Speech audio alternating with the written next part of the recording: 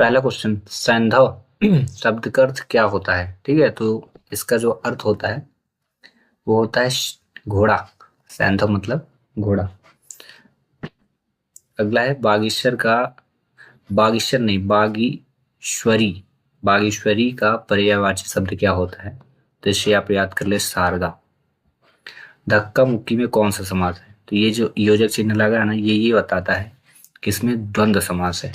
ठीक है, इसकी ये पहचान होती है, द्वंद्व समास में योजक चिन्ह जरूर लगा होता है, सबसे बेस्ट पहचान है इसकी। ठीक है, तत्पुरुष समास में कोई ना कोई कारक लगा होगा, वहीं द्विगु समास में प्रथम जो शब्द होगा वो अंक में होगा, संख्यावाचक, जैसे चतुर्भुज, त्रिभुवन, ठीक ना, पंचवटी, 5 आता है जैसे। और कर्मधारय समास जो होती है ये महानता को रिप्रेजेंट करता है, ठीक ना, महावीर,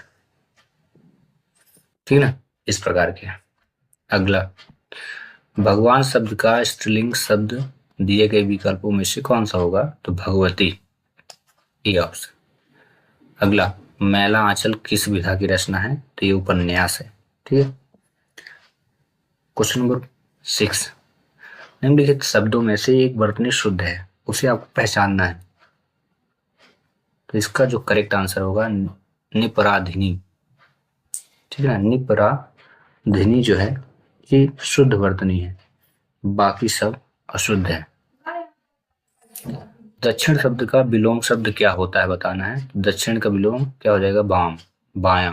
दायां मतलब दक्षिण, तो बायां मतलब बायां पक्ष। ठीक है, इसका करेक्ट आंसर हो जाएगा आपका वाम। पत्थर की लकीर कहावत का अर्थ क्या होता है? तो इसको बोलते हैं पक्की बात, वो उसे कहते हैं पत्थर की लकीर। अगला, चोर वहां दीवार के पास खड़ा था, इस वाक्य में जो वहां है किस प्रकार का क्रिया विशेषण है? तो वहां क्या बता रहा है? स्थान बता रहा है, प्लेस, देयर। ठीक है, तो इसका करेक्ट आंसर हो जाएगा स्थानवाचक। इनमें से कौन सा तद्भव शब्द है? तो ये हो जाएगा आंख, क्योंकि इसका तत्सम शब्द जो होता है वो आर्क होता है। ठीक ना, आंख, आर्क या अर्क, अर्क होता है, करेक्ट आंसर अर्क लिखे। ठीक ना, इसका तत्सम। वहीं अंधकार का अंधेरा होता है, ये सब तत्सम है। तद्भव जो होगा अंधेरा। ठीक है, और आषाढ़ का जो है, आषाढ़ का सेम रहता है। ठीक ना, और आंसू का आंसू होता है। अगला, दोहा के प्रथम चरण में कितनी मात्राएं होती हैं? तो 13 होती हैं, वहीं द्वितीय चरण में 11 होती है। द्वितीय चरण की, प्रथम चरण में 13 रहती है, 13 की जाती है, और द्वितीय चरण में 11 की। अगला,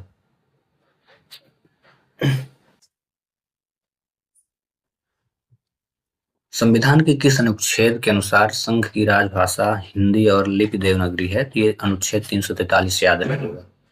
अगला क्वेश्चन, बतरस लालच लाल की मुरली धरी लुकाए, पंक्ति में रस कौन सा है? तो इसको आप याद रखना, श्रृंगार रस। और ये कितने प्रकार के होते हैं? 2, वियोग श्रृंगार और संयोग श्रृंगार। इनकी स्थायी भाव याद कर लेना, शांत रस का स्थायी भाव, श्रृंगार रस का स्थायी भाव, ठीक ना, अद्भुत का, वत्सल का। सभी रसों की स्थायी भाव जरूर आप याद कर लें।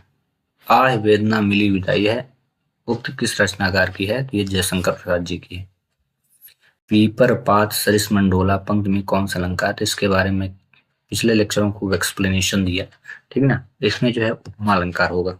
ठीक ना, क्या होता है जब एक वस्तु की तुलना दूसरे वस्तु से की जाए तब। पीपर पात सरिस मंडोला, जो मन है ना पीपर के पत्ते की तरह डोल रहा है, इसलिए यहाँ उपमा अलंकार होगा।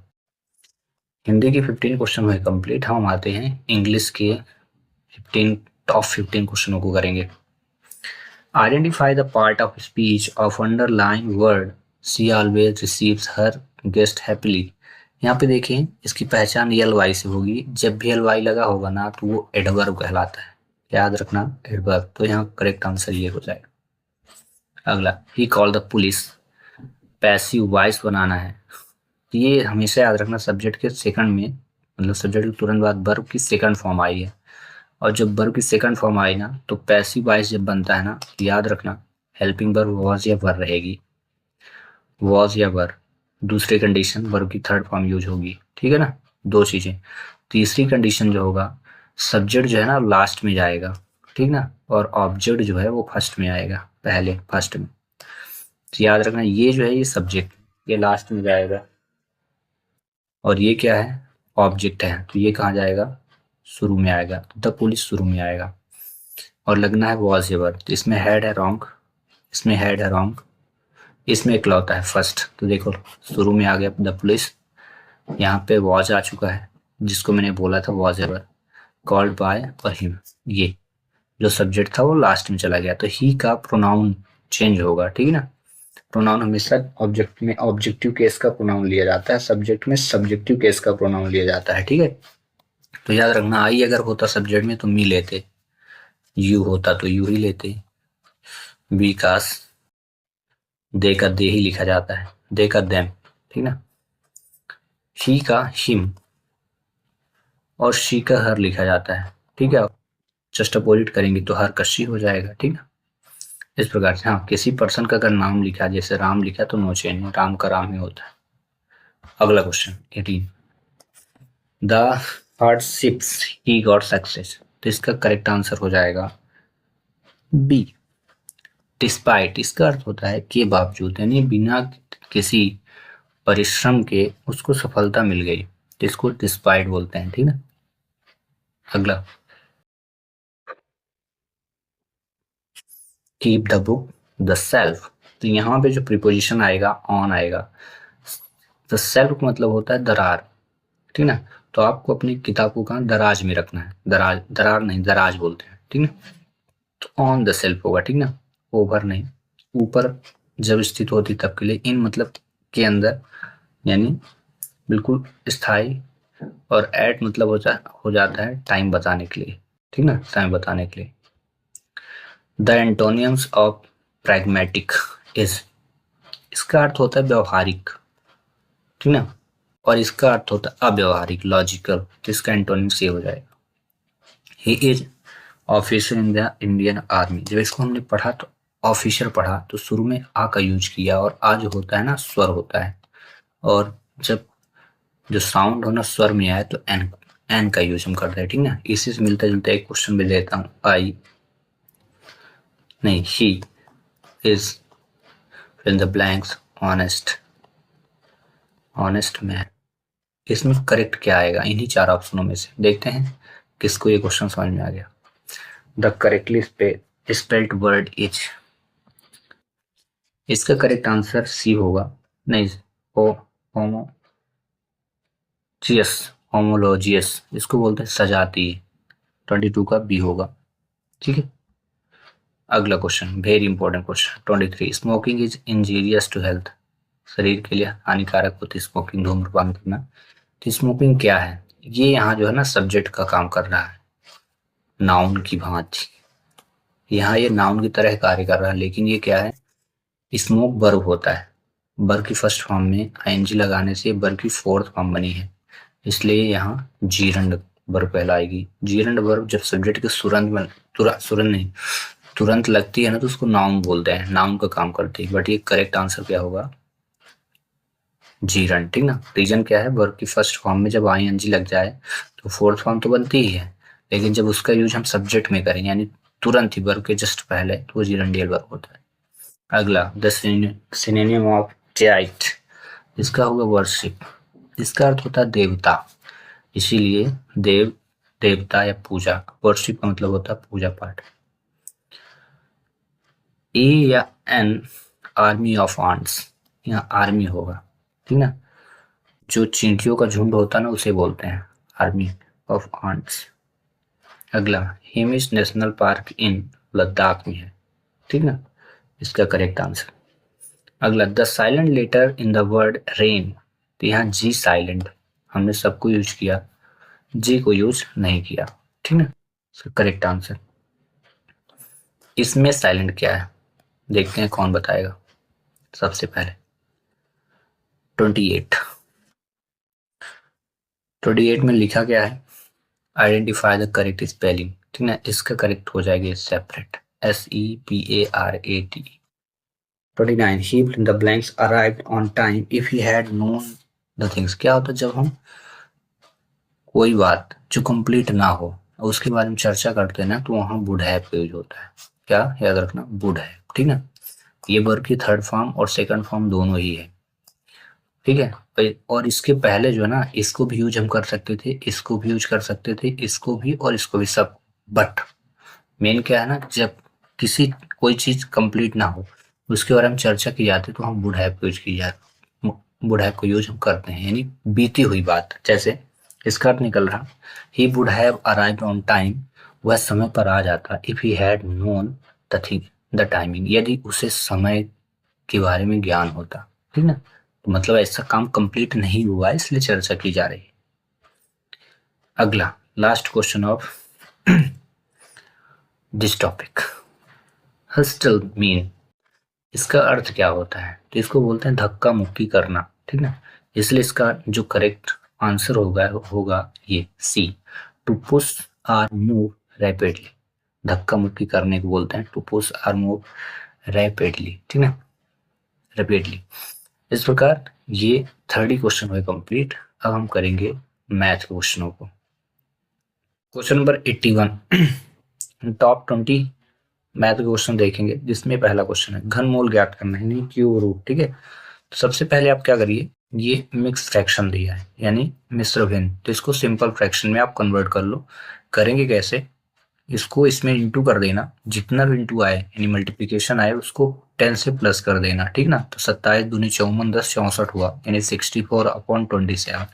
इसके बाद यहाँ पे पावर 3 लगेगी, स्क्वायर रूट निकालो, क्यूब रूट निकालना, ठीक है। 64 4 का क्यूब है, जबकि 64 का क्यूब रूट क्या है, 4 है। वहीं 27 का जो क्यूब रूट है वो क्या होगा, 3, और 3 का क्यूब क्या होगा, 27, ठीक ना। तो 4/3, बट यहाँ पे आंसर में 4/3 नहीं दिया है। इसका मतलब ये है कि सिंपल फ्रैक्शन को आपको मिक्स फ्रैक्शन में कन्वर्ट करना है। और करेंगे कैसे, ऐसे 3 का डिवाइड, 3 1 जा 3, सब्ट्रैक्ट किया तो 1, तो ऐसे शुरू करेंगे। नंबर फर्स्ट पे यहाँ से उठाएंगे, ये सेकंड से रहेगा, और ये तो आंसर आएगा 1 1 1, राइट होने का आंसर, करेक्ट आंसर फर्स्ट हो जाएगा, ठीक है। नंबर सेकंड है फाइंड द वैल्यू, इसका मान ज्ञात करना है। कैसे करेंगे, याद रखना, जब भी पावर माइनस में हो, जैसे a की पावर -1 है, तो इसको हम प्लस में करने के लिए क्या लिखेंगे, 1/a।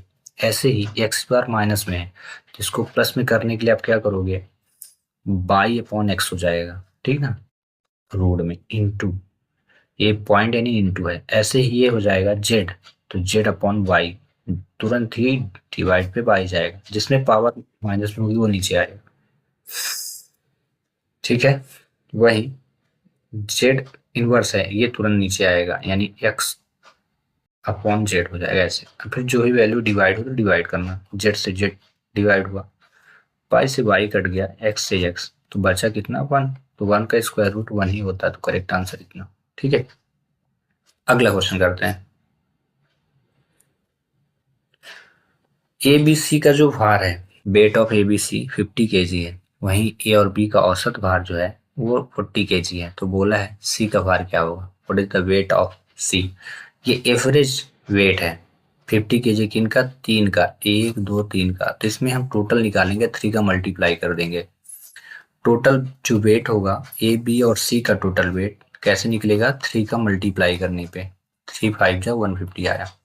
ऐसे ए और बी का एवरेज वेट 40 है, तो टोटल वेट कितना होगा, ए प्लस बी इज इक्वल, क्या करेंगे, 2 का मल्टीप्लाई, 2 मतलब 2 लोग मिलके 40 kg, 40 का इंटू करेगा, 80 हुआ। इसके बाद अब देखिए ए और बी ये है, इनका वेट कितना, 80 है, तो ये 150 में ही 80 कौन है, ए और बी, तो दोनों को सब्ट्रैक्ट कर दो तो सी की वैल्यू मिलेगी, तो 8 7 15, यानी कितना आ गया, करेक्ट आंसर 70 kg। ये कौन हो गया, सी हो गया। इन्हीं से मिलता जुलता एक क्वेश्चन में दे देता हूँ कि एवरेज वेट जो है 40 है ए बी सी का, और ए और बी का जो एवरेज वेट है वो 30 है। तो आप बताइए सी की वैल्यू क्या होगी, ठीक है, यानी सी का जो एवरेज वेट है वो कितना होगा।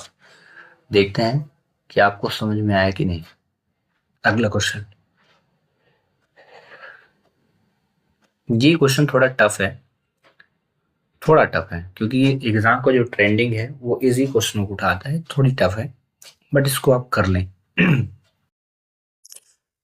बोला क्या है, इसमें समांतर चतुर्भुज दिया है, रंभस, दो आसन्न भुजाओं की लंबाई 5 और 7 सेंटीमीटर, ठीक है।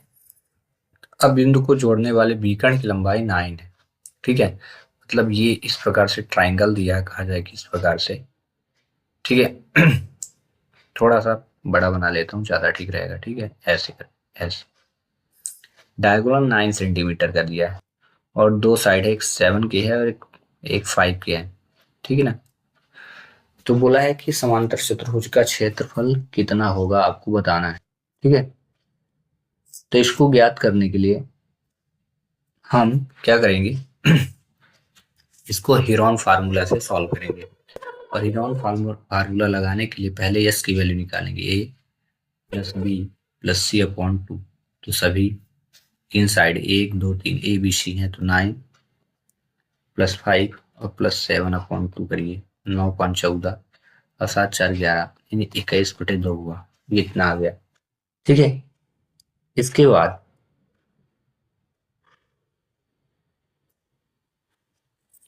फार्मूला लगाएंगे। कौन सा फार्मूला है, हीरोन फार्मूला। ठीक है, तो वो क्या होता है, अंडर रूट एस ब्रैकेट, ये फार्मूला है, ध्यान से देख लें। Under root S bracket S minus A bracket S minus B फिर से ब्रैकेट एस माइनस सी।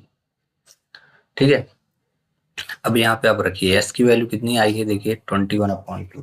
ठीक है, तो आप यहाँ पे रख दो 21/2 ब्रैकेट 21/2 माइनस ए कितना था 5 मान के चलते हैं, या कि यहाँ पे आपने देखा 9 लिया हूँ, ए बी को 5 और सी को 7।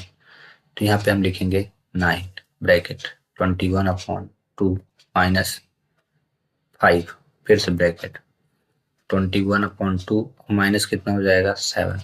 ठीक है, इस प्रकार। अब इसको सॉल्व कर लो, एडिशन ऑफ फ्रैक्शन को। ठीक है, करें कैसे, इसके इसमें इंटू कर देना। ठीक ना, 9 दूनी 18 हो जाएगा, 21/2 इंटू हो जाएगा। देखना 9 दूनी 18, 9 टू 18 और 18 21 से सब्ट्रैक्ट होगा। इस प्रकार 21 माइनस 18 तो कितना आया 3। तो आप लिखिए 3 अपॉन में 2 जरूर लिखिएगा, इंटू ऐसे इसको करना है। 5 2 10 और 21 में जब 10 को सब्ट्रैक्ट करेंगे तो कितना आएगी 11/2 लिख देना, इंटू ऐसे ही 7 दूनी 14, 21 में 14 को सब्ट्रैक्ट कर दो, कितना है 7/2। इतना करने के बाद अब जैसे 21 लिखा था, इसका एलसीएम निकाली तो 3 इंटू 7 हो जाएगा, फिर इंटू 3 इंटू 11 इंटू 7 और डिवाइड पे क्या आ रहा 2 इंटू 2 इंटू 2 इंटू 2। अब देखो क्वेश्चन के फार्मूले में रूट लगा था, तो मैं रूट लगा के इसको सॉल्व करता हूँ। जितने भी पेयर बनेंगे ना उनको हम बाहर कर देंगे। देखिए ऐसे, यहाँ पे मैं देख रहा हूँ ये 3 और 3 का पेयर बना तो एक 3 बाहर आ गया, वहीं 7 7 का पेयर बना तो ये 7 भी बाहर आ गया और अंडर रूट पे 11 बच गया। डिवाइड पे 2 और 2 दो पेयर तो 2 2 बाहर आ जाएंगे, 7 3 21 अपॉन 4 हुआ अंडर रूट 11। तो यहाँ पे देखो बोला है जहाँ रूट 11 रहेगा मुन्ना उसमें ये लिख देना 3.317, तो आप रख दो 3.317 इतना। अब याद रखना इतना करने के बाद क्योंकि ये जो क्वेश्चन था वो क्या है, पैरेललोग्राम है ना, पैरेललोग्राम हाँ पैरेललोग्राम था, सॉरी पैरेललोग्राम।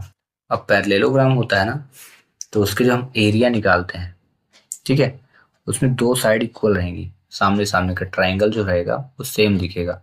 और मैं यहाँ पे बना के दिखाता हूँ, ठीक है ना, इक्वली। ठीक है, तो इक्वली होने पे क्या करेंगे, जब हम लास्ट में एरिया निकालेंगे तो हम 2 का प्रोडक्ट कर देंगे, तो हमारा करेक्ट क्षेत्रफल निकल आएगा। ठीक है, चलिए देखें, ये जैसे मैंने बनाया पैरेललोग्राम, ये जिसे बोलते हैं समांतर चतुर्भुज, अगर मैं इसको यहाँ से मिला दूं तो ये एरिया जो है, ये ट्राइंगल जो दिख रहा है ये ट्राइंगल की इक्वल दिख रहा है।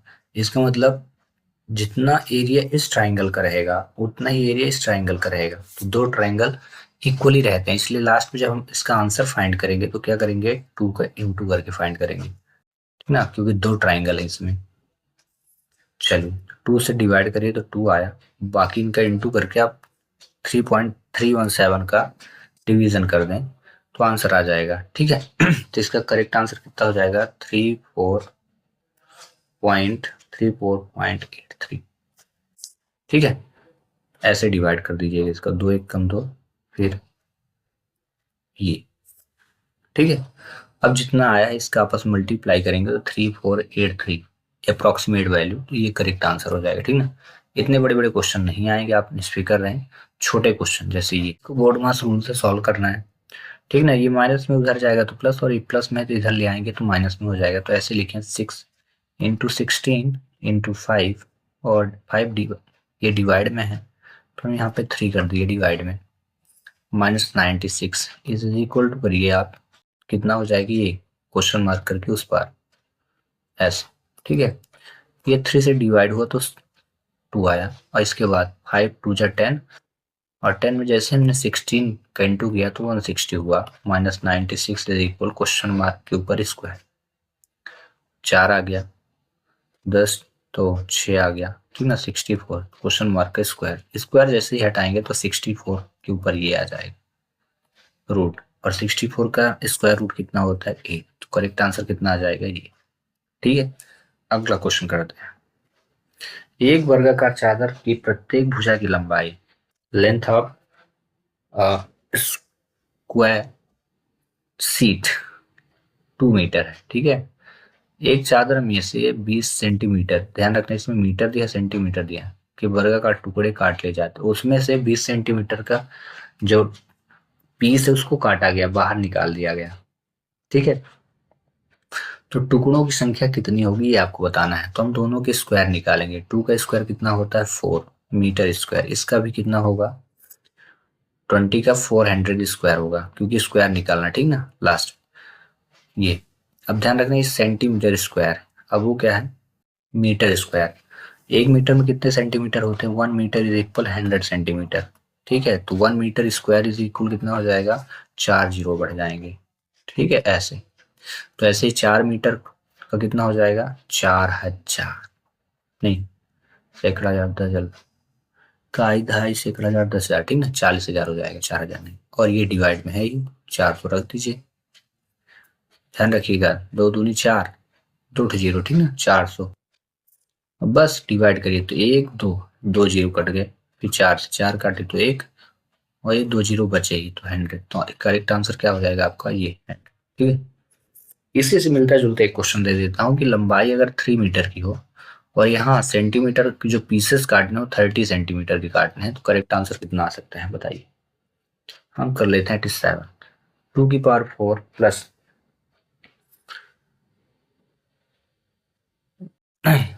इसकी 64 की पावर 3 है और 2 की पावर 8 की पावर 4 है, तो इसका मान क्या होगा, ठीक है। तो इसको ऐसे करेंगे 2 की पावर 4 लिखेंगे और इसके बाहर हम 1/2 करेंगे, क्योंकि इसकी पावर कितनी है यहाँ देखना, कुछ नहीं रहेगा तो 2 लेंगे और इसको डिवाइड करेंगे 2 से, तो कितना हुआ 2। तो 2 की पावर 2 इज इक्वल कितना आया, पहला आ गया 4। इसी प्रकार इसको भी आप 64 लिखें और इसकी पावर 3 लिखें। आप 64 किसका क्यूब होता है 4 का, 4 4 का क्यूब कितना 64, और ये बाहर 1/3 था, ही 3 से 3 डिवाइड हुआ तो 4 आ गया, दूसरे में आ गया। तीसरे में देखिए 2 की पावर 8, 2 की पावर 8 है ही, ऊपर से बाहर 4 है तो 4 से डिवाइड हुआ तो 2 आया, तो 2 की पावर 2 तो कितना हुआ 4। अब सभी में कितना है 4 4 4, साइन क्या है प्लस का ऐड करिए, 4 3 बाहर, करेक्ट आंसर करो। इस प्रकार से ऐसे क्वेश्चन किए जाते हैं, ठीक ना। अगला क्वेश्चन वो बताना है कि मॉड क्या होगा। मॉड होता है मैक्सिमम फ्रीक्वेंसी ऑफ डाटा, जिसमें जिसकी फ्रीक्वेंसी सबसे ज्यादा होगी वो होगा। तो देख लेते हैं जैसे 8 एक बार, 2 बार, 3 बार, 4 बार, 5 बार, 6 बार, सबसे ज्यादा 8 जो है वो 6 बार आया। और कोई नंबर है क्या, 5 को देखते हैं, 1 2, 2 के बाद 3, ओनली 3 टाइम्स आया 5। सबसे ज्यादा क्या हुआ 8 ही आ रहा है ना, तो करेक्ट आंसर क्या लिखेंगे आप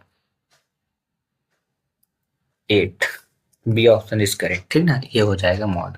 दो सिक्कों के एक साथ उछालने पर 2 शेयर्स आने की क्या प्रायिकता होगी, what is the probability when two coins are toss together.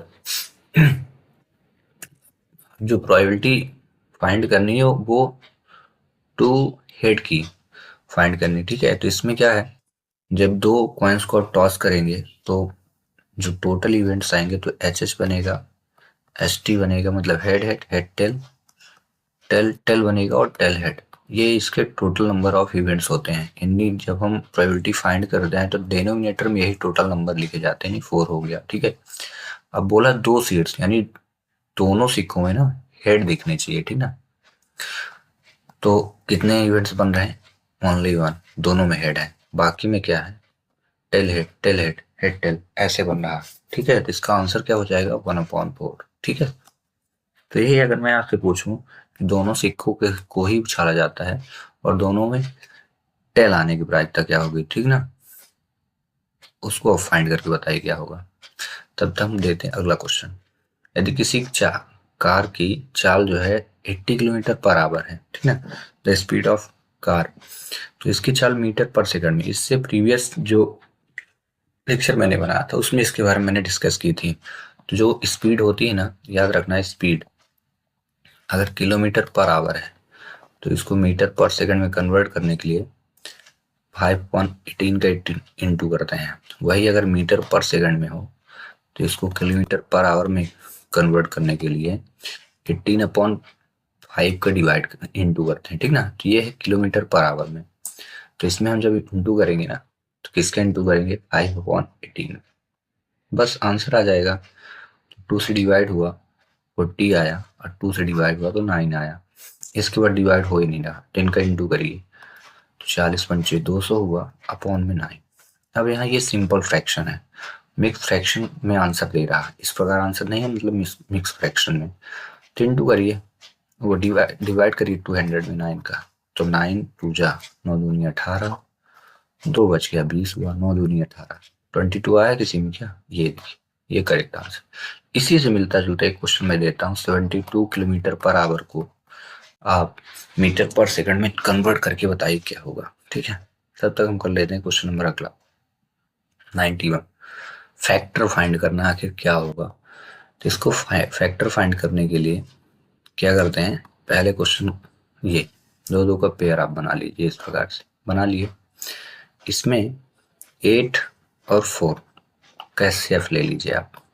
8 का एचसीएफ 2, एलसीएम पहले 2 × 2 × 2, अब 4x का 2 × 2 × x हो जाएगा। दोनों में पेयर बना 2 और 2 का, तो बाहर आया 2 × 2, 2 × 2 = 4। तो पहले वाले पेयर से जो बाहर आने वाला वो क्या है? 4 आ गया। तो बचा कितना पहले में? 2, यहाँ लिखिए 2 माइनस क्या बचा? x। इस प्रकार से फैक्टर निकाले जाते, कॉमन फैक्टर। अब इन दोनों में निकालते, ठीक है। तो इसके लिए भी क्या लिखेंगे आप? 2x³ और x⁴। तो 2x³ में 2 × x⁴ है, 3 बार लिखना है। ऐसे x⁴ को 4 बार लिखोगे। ऐसे हमने जो सेम मिले, एक x मिला, 2 x सेम मिले और 3x, यानी x⁴ सेम मिली। तो इसको हम बाहर करते हैं। जैसे ही आप x⁴ बाहर करेंगे इस पेयर से, 3 बाहर आ गया तो बचा कितना है? 2। ये देखिए यहाँ लिखा ना 2 बचा है, अगले पेयर में x बचा है, तो अब लिखिए 2 - x। हाँ ध्यान रखिएगा, यहाँ पे माइनस लिखा था, इसको हम बाहर करेंगे इतना। अब देखो ये बाहर से बाहर का साथ में रखेंगे तो 4 - x³ हुआ, और अंदर से अंदर में लिखो 2 - x, 2 - x। तो इस प्रकार से फैक्टर आ जाता है। तो है क्या कोई? 4 - x³ और 2 - x। इसका पहला ही ऑप्शन करेक्ट है, ठीक है। तो ये करेक्ट आंसर कहलाएगा आपका। अगला क्वेश्चन बोला कि a³ + b³ का मान क्या हो गया यदि a + b 5 हो और ab 6 हो। तो इसके लिए फार्मूला मैंने आपको बताया था। 8 आइडेंटिटी तो बताई थी, प्लस 2 एक्स्ट्रा आइडेंटिटी में ये फार्मूला आता है।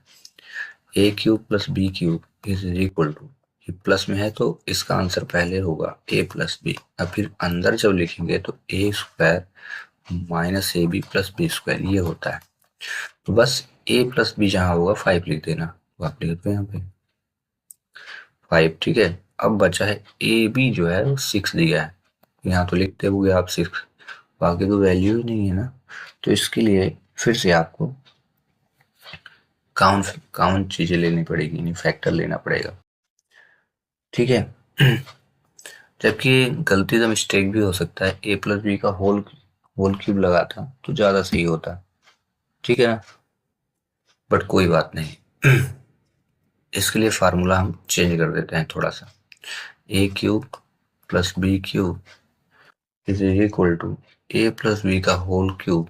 ध्यान रखिएगा, एक नया फार्मूला ए प्लस बी का होल क्यूब और minus 3ab bracket A plus B. इस फार्मूले इस सूत्र को, इस फार्मूले को अगर आप अप्लाई करें तब आंसर और फास्ट आ जाएगा, क्योंकि इसमें सब डाटा दिया, ए प्लस बी दिया तो पावर 3 हुआ, माइनस 3 इंटू ए बी की वैल्यू देखो कितनी है, 6 है, तो आप 6 रखो और ब्रैकेट ए प्लस बी, तो फिर से 5 रखना पड़ेगा। 5 का क्यूब करना है, 5 का क्यूब 125 होता है, माइनस इनका इंटू 5, 5 का 30 और 30 90, 90 हुआ। अब दोनों को आप सब्ट्रैक्ट कर दीजिए, आंसर आ जाएगा 9 3 12 35। ठीक है, इस प्रकार से ये ध्यान रखिएगा, ये फार्मूला करेक्ट है, ये होता है, बट यहाँ पे देख रहे हैं ए स्क्वायर प्लस बी स्क्वायर का फार्मूला ना होने के कारण मेरे को फार्मूला चेंज करना पड़ा। ये भी फार्मूला होता है, ठीक है, लेकिन ये तब होगा अप्लाई करेंगे जब आपके पास डाटा इस प्रकार को ए प्लस बी और ए डॉट बी। ठीक है, और फाइंड करने को ये बोले। इसी से मिलता जुलता एक क्वेश्चन में देता हूँ, यहाँ 5 की जगह मैंने दे दिया 7 और 6 की जगह दे दिया 9। अब आप बताइए, 8 दे दिया, बताइए इस ए क्यूब प्लस बी क्यूब मान क्या होगा। इसी फार्मूले से आपको फाइंड करना है। ठीक है, फाइंड करके आप कमेंट्स करें इसका आंसर। तब तक हम कर लेते हैं अगला क्वेश्चन। ठीक है, 93 सबसे उपयुक्त विकल्प को चुनिए, 35 का 12% कितना होगा।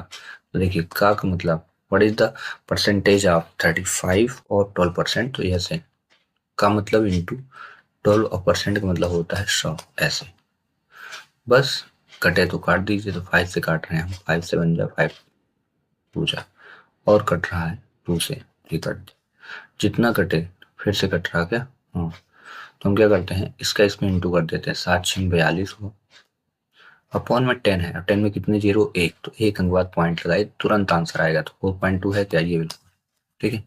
तो इससे मिलता जुलता एक क्वेश्चन में दे देता हूँ, यहाँ पे 70% का 70 का 24% कितना होगा। मे बी ये जो इजी क्वेश्चन होते हैं उनमें मैं जान के आपको देता हूँ सॉल्व करने के लिए, क्योंकि जो पेपर होता है ना थोड़ा इजी टर्म बताता है इसलिए। ठीक है, बाकी प्रैक्टिस आपको सबकी करना। 94 x upon A is equal, अगर 3/4 हो तो बताइए 2x प्लस 3y और 2y माइनस 2x का अनुपात क्या होगा।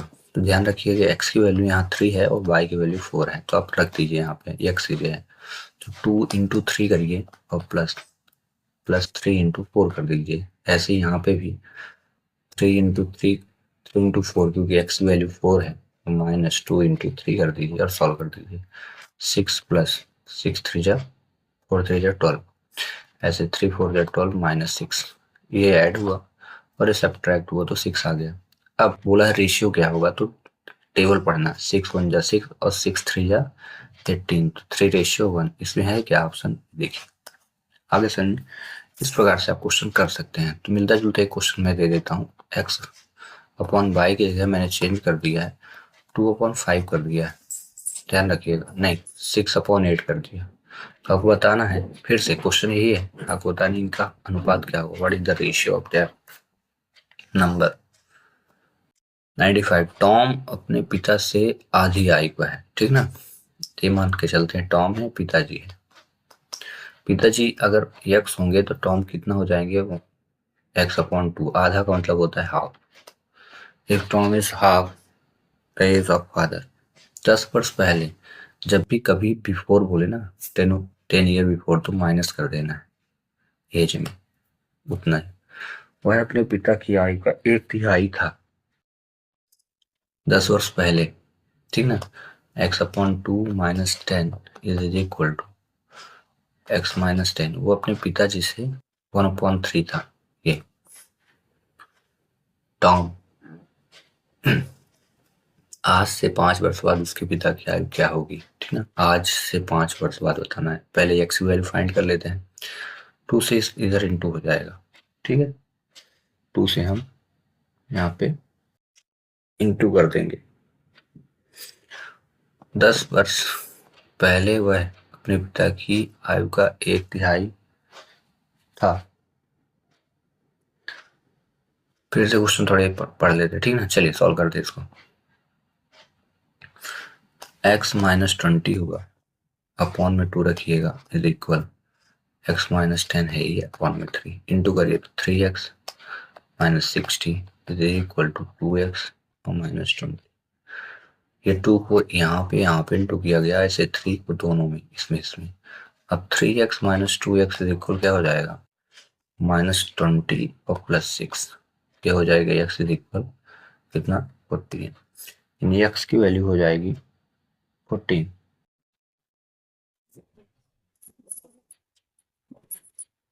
तब करंट एज कितनी हो जाएगी, टॉम जो अपने पिता की आयु से आधी आयु का है ना, टॉम अपने पिता से आधी आयु का है, तो यहाँ पे x/2 है ना, तो क्योंकि ये x आया 14, तो टॉम कितना हो जाएगा, 14 में 2 का डिवाइड करेंगे तो 7 हो जाएगा, ठीक ना। पिताजी कितने हो जाएंगे, 14 साल के, ठीक है, और बच्चा हो जाएगा 7 साल का, इतना।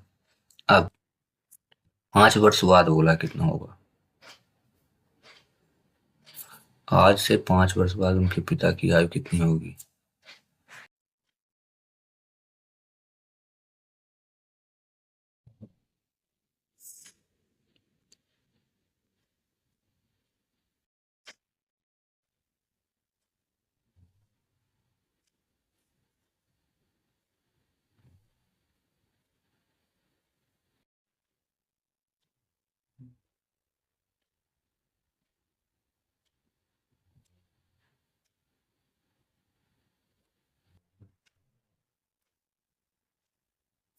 वो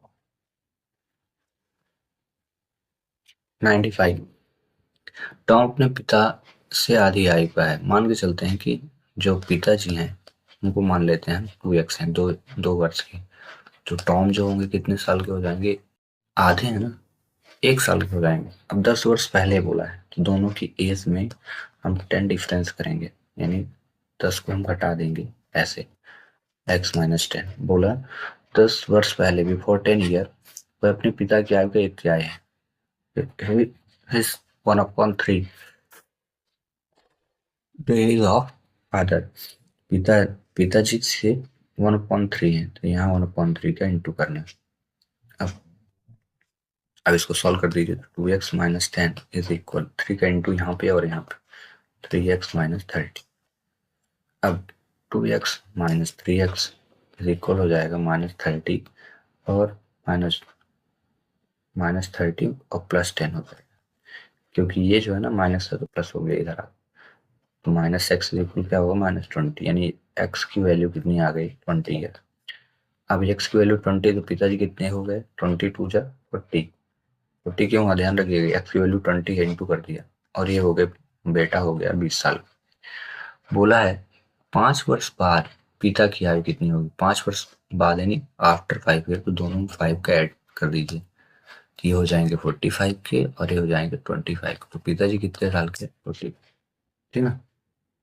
अगला 96, एबीसी क्रम से 12, 16, 24 दिनों में अकेले कार्य कर सकते हैं, यदि वे एक साथ कार्य करें तो उस कार्य को कितने दिनों में करेंगे। तो सभी का एलसीएम ले लीजिए और आंसर निकाल लीजिए, 1/12, 1/16 और 1/24, जब साथ में बोले तब की कंडीशन, ठीक है। सभी का एलसीएम 48 आएगा, आप ऐसे करके एलसीएम ले लेना, ऐसे 16 और 24, और यहाँ पे जो वैल्यू आएगी इनका इंटू करेंगे तो इतना ही आएगा। अब इसके बाद इस नंबर से इनको डिवाइड करना है, और जितना है ऊपर मल्टीप्लाई, तो 12 चौक 48 और 4 एकम 4, फिर से 16 का इसमें डिवाइड, जितना है प्रोडक्ट ऊपर, 16 3 48, 3 एकम 3, ऐसे 24 दूनी 48, तो एकम 2। अब ऐड करिए तो 4 3 7 2, 9/48। ध्यान रखिएगा जब इतना सॉल्व हो जाए ना तो इसको तुरंत रेसिप्रोकल करेंगे, उल्टा कर देंगे, तो 48 में या 9 का डिवाइड, तो 9, ठीक है, इतना फुटना 4 3 7 2, नाउ 9/48 अगर यहाँ पे कहीं हो तो, अदरवाइज इनको डिवाइड करिए और छोटा कर दीजिए।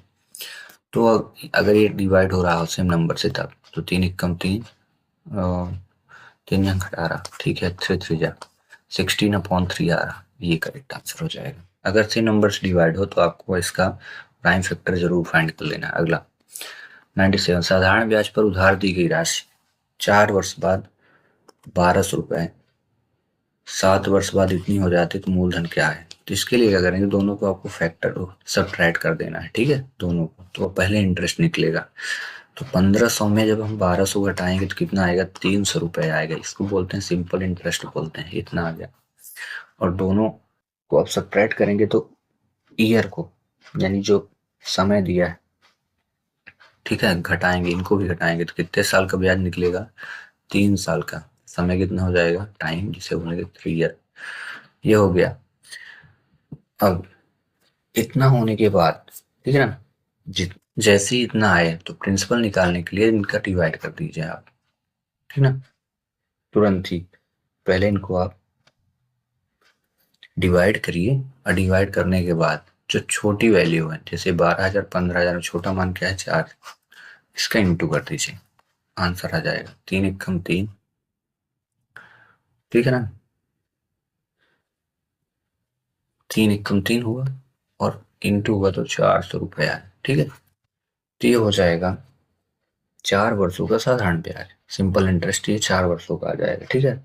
बोला क्या है कि प्रिंसिपल कितना होगा, क्योंकि हमने क्या इससे फाइंड किया ना 4 वर्ष से, तो इसको इसमें सबट्रैक्ट करेंगे तो प्रिंसिपल पता चल जाएगा। तो कितना हो जाएगा, 800 रुपए। इस प्रकार सॉल्व करते हैं, ठीक है। आगे, एक फल बेचने वाले ने 22.5 रुपए प्रति दर्जन से आम खरीद कर 8% की हानि पर बेच दिया, ठीक है। तो बताइए ग्राहक एक दर्जन आम का क्या देगा, ठीक है। यानी इसमें आपको विक्रय मूल्य पता करना है, तो सेलिंग प्राइस फाइंड करना है। इसमें ये कॉस्ट प्राइस दी है, और ये जो दिया है ना प्रॉफिट परसेंट दिया है। सेलिंग प्राइस का फार्मूला होता है cost price into 100 plus profit percent upon में 100 होता है, बस। कॉस्ट प्राइस कितना है, 22 रुपए 50 पैसे रखिए, इंटू 108 हो जाएगा। इसका रीजन क्या है, 10% का हानि बोला है, तो प्लस नहीं होगा, माइनस करिए आप, ये गड़बड़ हो गया, ठीक ना। जैसे 1000 में 100 में आप 8% को घटाएंगे तो कितना आ जाएगा, 92 अपॉन में 100। बस इन दोनों को इंटू कर दीजिए 22 50 का, और उसके बाद 2 अंकों बाद दशमलव लगा दीजिए, आपका करेक्ट आंसर आ जाएगा, ठीक है। ध्यान रखिएगा 22 रुपए 50 पैसे का ही इंटू करिएगा, पॉइंट हटा के ना करें। 22 50 का भी इंटू आप कर सकते हैं, तब भी आएगा उतना ही। तो दोनों का इंटू आप करेंगे तो 207, और ये 000, ये 20 है ना, तो यहाँ लग जाएंगे, ठीक है। 20 ये वाले पॉइंट का लग गया, ठीक है, और अपॉन में 100 था ही, इसको नहीं लगाई कभी, ये पॉइंट का लग गया, और अपॉन में 100 जो रहेगा तो ये 0 से 0 कट जाएगा, एक 0 बचा तो यहाँ पे पॉइंट लगेगा, यानी 220 पॉइंट है क्या, 20.7, ये करेक्ट आंसर। अगला क्वेश्चन बोला कि अगर L पैरेलल M हो तो A की वैल्यू क्या होगी, ठीक ना। A, अब देखो ये और ये, एक बाहर और एक अंदर, ठीक ना, दिया ना, एक बाहर और एक अंदर, तो ये हो जाएगा एक ही रेखा पर बनने वाले कोण, तो angle A plus 110 is equal 180, तो इज इक्वल क्या हो जाएगा, 180 घर सबट्रैक्ट कर देगा ऐसे, तो कितना हो जाएगा, 70 डिग्री हो जाएगा, ठीक है। अगला, त्रिभुज के सभी बहिष कोणों के कितना होता है, यानी बाहर ट्रायंगल बना है इस प्रकार से, वैसे ट्रायंगल का जो तीनों साइडों का सम होता है अंदर वालों का 180 होता है। तो बोला बाहर वालों क्या होगा, यहाँ का और यहाँ का अगर हम सम निकालें, यानी त्रिभुज के तीनों कोणों का योग क्या होगा, बाह्य कोणों का, तो हमेशा याद रखना, रट लेना इसको। 360 चैप्टर 3 में आया था, ठीक है। चलिए मिलते हैं नेक्स्ट वीडियो में, थैंक्स फॉर वॉचिंग।